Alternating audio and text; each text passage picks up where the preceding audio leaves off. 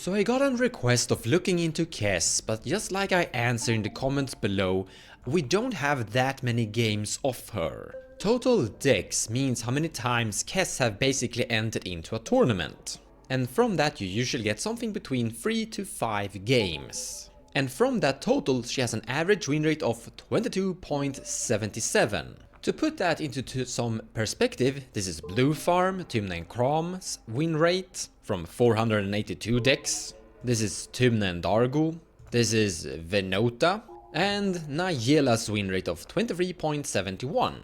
And the difference between Nayela and Kess isn't that big, so she's kinda somewhere in the middle ground. Now what I usually do on this channel is take a look at some individual cards that Commander is playing. But the problem is that the amount of games Kess has is a little bit too few, so that text down there, result is not statistically significant, is going to be, written on all of these cards basically. So it doesn't really matter what kind of card we just deep dive into, they are all in the significant red. But sure, you're getting a small picture, I guess, of what Kess is basically up to, but I want to emphasize that you can't really trust the win rate that you're looking at, because it could be very random generated. We need more games of Kess basically. So what we need here is a different approach.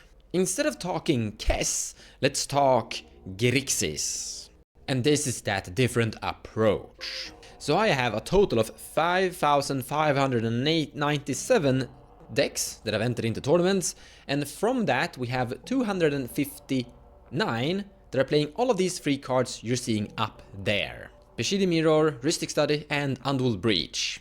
And what we're doing is basically creating 2 different groups, so we have the win rate in green this time, 25.79 when you're playing all of these 3 decks. And the collection of decks that don't play these cards together get an average win rate of 21.60, indicating that it might be a good idea to actually play these 3 cards. And because the sample size is really high, the result is now in green. Result is statistically significant.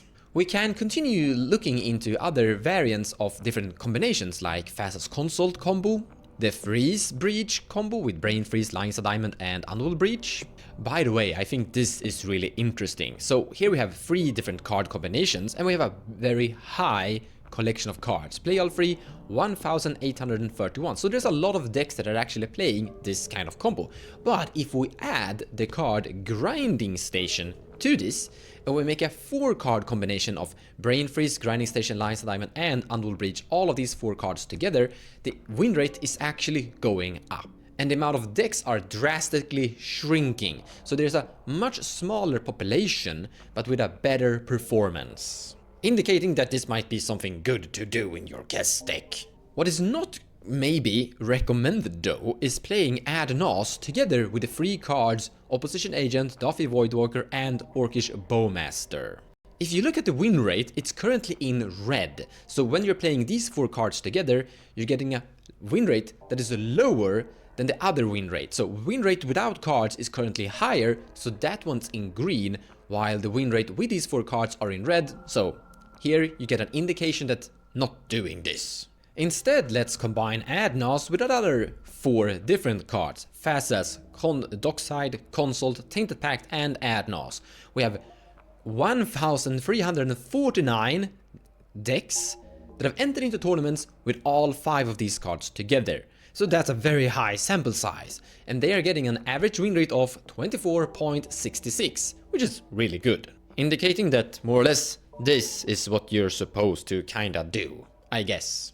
But there are options. You see, Ad Nos have 3 other friends, or well, Bola Citadel is also one. We're gonna look at that one too soon. But here we have Ad Nos, Necropotence and Doomsday. Now we don't have that many decks that have actually played this, only 35, but I would like to point out that when the sample size is very low, it's also an indication that people are opting away from that option, with good merit. If you look at the win rate, it's in red, 20.86 compared to the win rate without these cards. Now we've already kind of established that Ad Nos is a pretty good card. We've looked at its win rate previously, so the verdict here might be that Necropotence is the bad card that is hurting it. However, If we look at this 3-card combination, Born Upon a Wind, Final Fortune and Necropotence together, we have 209 decks that have played those 3 together, with an average win rate of an amazing 26.17. So it all kind of comes down to how you combine different kinds of options. Some cards combine really good with each other and others just don't. So it kind of depends on what kind of direction you want to take. You shouldn't go for both Ad Nos and Necropotence, but you could tweak into one of those directions and build towards that. We could also look at Ad Nos together with Bolas Citadel, and it seems that maybe it's better to choose one of the two. Let's go back to this picture. So the indication now would be something like Necropotence and Ad Nos together won't really work great. However, when we look at this combination, cutting Doomsday, basically replacing Doomsday with Underworld Breach, it actually looks kinda fine. Suddenly the win rate with Ad Nos, Necropotence and Underworld Breach is around 24.54, with a total of 594 decks that have played these 3 cards together. So now we've looked at a few different directions Kess could possibly be taking. And once again we have 22 different decks that have entered into tournaments. Let's take a look at a few of them. Link in the description below to this web page so you can scroll around and look at different tournament Kess decks if you want to. But let's begin with James Ross, that actually won a game, won an entire tournament with Kess, 4 wins, 1 loss and 1 draw. An average win rate of that tournament, 66.67. He is playing Daffy Voidwalker, Dockside, Opposition Agent, Phantasmal Image, Ragavan, Spirit, Simian Spirit Guide, Spellseeker and Thassa's Oracle. No Orcish Bowmaster as you can see. Demonic Tutor, Gamble. Gamble is great with Kess because if you gamble something that Kess can cast from the graveyard, you're fine. However, this person is actually not playing Yawgmoth's Will. If you look here, Gitaxian Probe, Imperial Seal, Ponder, Parator's Grasp, Reanimate, Windfall, Wheel and Toxic Deluge. Now, only looking at Yawgmoth's Will inside Kess' individual performance, so you see their total decks 22. We're only looking at Kess' win rate with Yawgmoth's Will here. So you have 9 decks that have entered into tournaments with Yawgmoth's Will, 40%, so 9 out of those 22, and they're getting an average win rate of 25.64, indicating that Yawgmoth's Will might be a good card for Kess. Once again, we don't have enough samples to say that securely, but it's showcasing a potential, I would say. But the big reason why I'm bringing up Yawgmoth's Will together with Gamble is that if your hand is empty, Gamble is the only card you have in your hand, and you have a Kess in play, you can cast, and let's just say that your graveyard is huge, you can cast the Gamble and find Yawgmoth's Will and cast Yawgmoth's Will, and boom, from there you can cast all the cards in your entire graveyard. Kess can namely only cast instant and sorceries, so for example the Underworld Breach, that's in this deck obviously and auto include, can't be casted by Kess from the grave. She's not a Narset.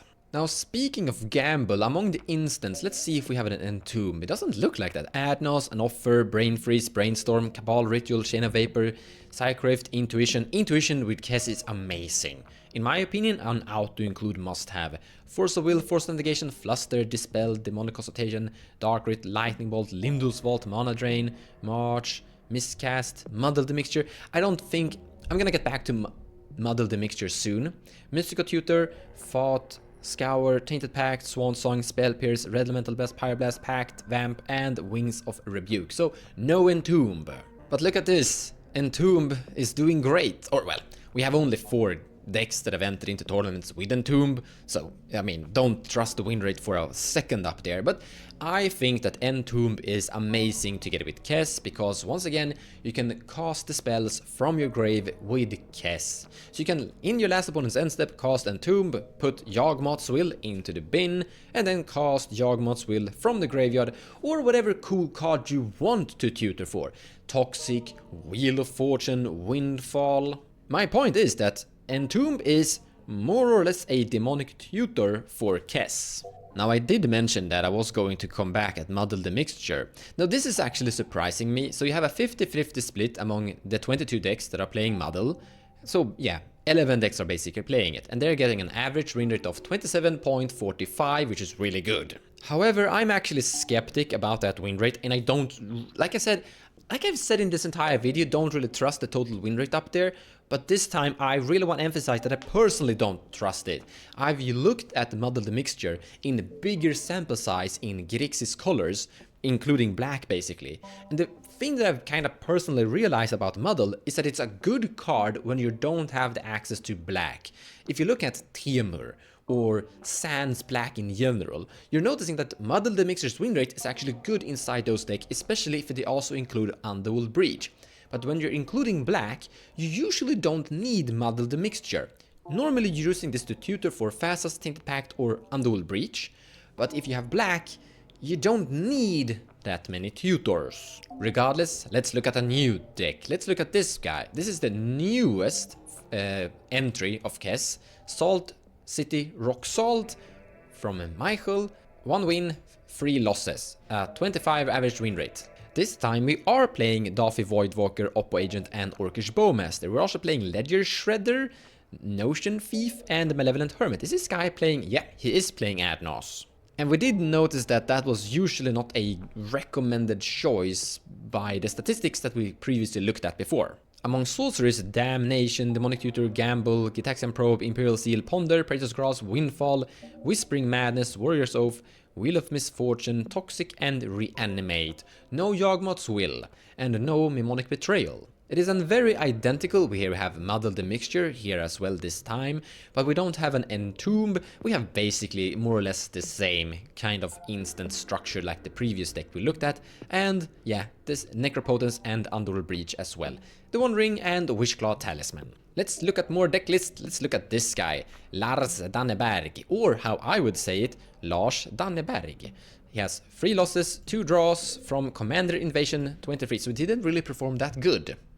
And I think I can see why. So I don't like what I'm seeing. Are we playing Adnos? So we are playing Adnos, but I'm gonna scroll down to the average win rate on this. I just saw Planeswalkers. I'm getting skeptic already. The average mana value is main deck is 1.58. Without lands, 2.4. Total mana value 156. Wait, we're not playing Underworld Breach or Necropotence. We're only playing Mystic Remora and Rhystic Study. Vad håller du på med, Lars? Teferi, Master of Time, Nicobolas, Narset and Linvala Last Hope. This look... Kroxa? Nicobolas the Rapid? That's a very cool art, by the way. Notion Thief, Opposition Agent, Daffy Voidwalker and Orcish Bowmaster. Sholdred inside an Adnos deck. Treasure Cruise inside Adnos? This guy is brave, I'll give him that. There's some Viking stuff in him totally, for sure. Blasphemous Act inside Adnos? 5 CMC Lorien Revel. Okay, I'm gonna say this. If he just cut Adnos, this deck would probably be better. The way he has kind of approached it. I'm feeling like I'm like this hurt. I shouldn't have said his name maybe. Flame of Anor. We're playing a lot. How is he affording Archmage's Charm? Alright, so I'm gonna be honest, I thought I was going to see an identical deck that everyone else is playing, because like skill and luck factor has an impact. There is a chance that decks that are playing a correct Kess build is usually getting somewhere. But I think this is a sad good example of what I'm not really recommending. This deck is more or less a little bit all over the place, doing a little bit of everything, but nothing really directly. We have a lot of board wipes, like Toxic Deluge is absolutely fine. Together with Adnos, Toxic is great. Blasphemous Act together with Adnos is crazy. Shoulder is fine. I've seen that as a stacks card in various decks and it's doing okay, kinda. But it's a 4 CMC together with Adnos and it puts you in a kind of strange direction. You see, you rather focus down a focused rabbit hole. Either your rabbit hole is turbo, midrange or stacks. And this is a little bit everything. Jag är ledsen Lasse, men jag tror inte på det där. We have Josh Kutsko. With 1 win, 3 losses and 1 draw from Silco Dynasty 2. So far it looks great. We have Orcish and Oppo Agent, Daffy together, Sholdred, Notion Thief, so a lot of mid-range cards. If we just scroll down, no Adnos. I actually kinda like that. Instead it looks like we're focusing on Necropotence, Underworld Breach, and Final Fortune, and Born Upon a Wind. I like what I'm seeing.